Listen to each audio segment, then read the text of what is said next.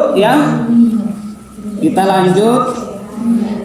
Jadi di sini kita akan belajar tentang bagaimana sikap Bu Lili dan Pak Rusli tentang bagaimana mereka menghindari konflik atau pertengkaran atau perdebatan ya. Silakan kembali dibuka buku pintarnya. Di situ ada Pak Rusli dan Ibu Lili ya. Nah, di situ ada Bu Lili, ada mau membicarakan sesuatu ya kan. Nah, kemudian kalau bisa ya jangan sekarang gitu ya kan. Nah, karena pembahasannya serius kan gitu kan. Masalah uang apa ini ya kan. Uang dapur juga ini, masalah motor ini ya kan. Oke, sudah dibaca ya Bu ya sampai habis ceritanya? Sudah ya. Hal-hal yang perlu dipelajari di situ ya. Yang pertama, Ibu Lili dan suami meluangkan waktu untuk berdiskusi, ya kan? Jadi ada waktu-waktu yang kebetulan memang anak-anak itu tidak ada di rumah, jadi kita bisa berdiskusi dengan leluasa, ya kan? Kemudian sangat penting untuk menghindari pertengkaran di hadapan anak, nggak boleh Bu ya. Kita bertengkar, berdebat, apalagi konflik di depan anak tidak boleh ya. Karena akan menyebabkan anak menjadi agresif, ya kan? Berperilaku kasar terhadap orang lain, konsentrasi belajarnya terganggu, menjadi penakut, merasa tidak senang berada di rumah, betul? Akhirnya ada itu anak namanya sport lab, ya kan? Sporing lab, apa itu? Pokoknya dia keluar dari rumah. Kan banyak akhir-akhir ini laporan kehilangan anak, itu mungkin salah satu sebabnya ya.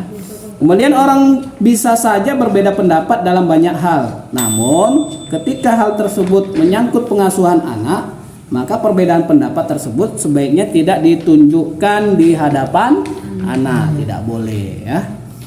Jadi cara ketujuh, menjadi orang tua yang lebih baik dengan menghindari perbedaan pendapat ataupun pertengkaran di hadapan anak. Itulah cara yang ketujuh tadi ya Bu ya. Berdiskusi dan menyepakati bersama pasangan untuk tidak menunjukkan kemarahan dan perdebatan di hadapan anak. Jadi kita harus memanajemen emosi kita. Kalau bisa ditunda dulu pertengkarannya, apalagi kalau di depan anak ya. Kemudian jika dihadapkan pada potensi kemungkinan pertengkaran di hadapan anak, cobalah untuk menenangkan diri ya.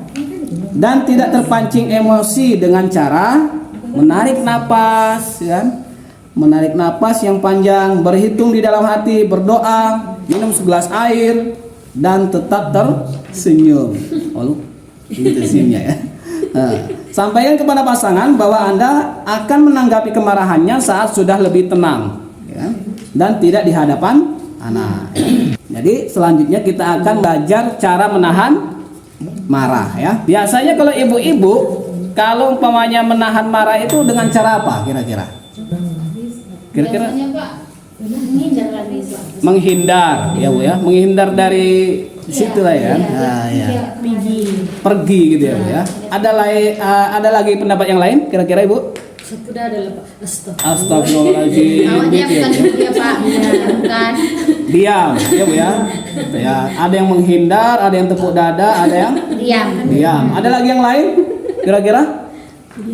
Diam. Ya tetap diam lah ya kan. Nah, terima kasih atas jawabannya ya Bu ya. Ya, ada memang banyak cara ya, berbeda-beda caranya untuk menahan amarah atau emosi kan. Ya, kali ini kita akan mempelajari ya, belajar menahan marah dengan melakukan senam wajah. Ya, ibu-ibu yang saya banggakan, kita akan mempelajari cara menahan emosi dengan senam wajah. Silakan berdiri ya Bu ya. Silakan berdiri. Berdiri ya. Oke, ikuti instruksi saya. Yang tidak bisa berdiri nggak masalah ya kan. Nah. Biasa buat jalan-jalan lain bisa Pak. Ikuti instruksi saya.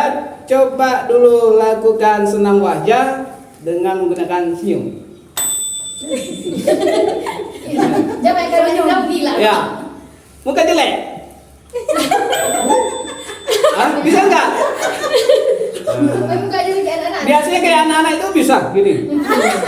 Ya, gitu ya. Bisa nggak? Bisa. Bisa lah. Nah, ya kan?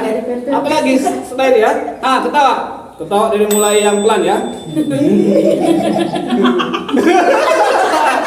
Iya, langsung ketawa ya. Langsung tidak disuruh ketawa keras, langsung keras ya kan? Nah, itu sudah bagus. Oke, tepuk tangan untuk kita semua. Ya. Oke, terima kasih kepada ibu-ibu yang telah mempraktekkan senam wajah tadi. Jadi dari senam wajah tadi itu kita bisa melihat ya kan, kalau kita rajin senyum ya kan, wajahnya awet muda seperti saya ya kan. Ya kalau bisa praktekkan di rumah masing-masing.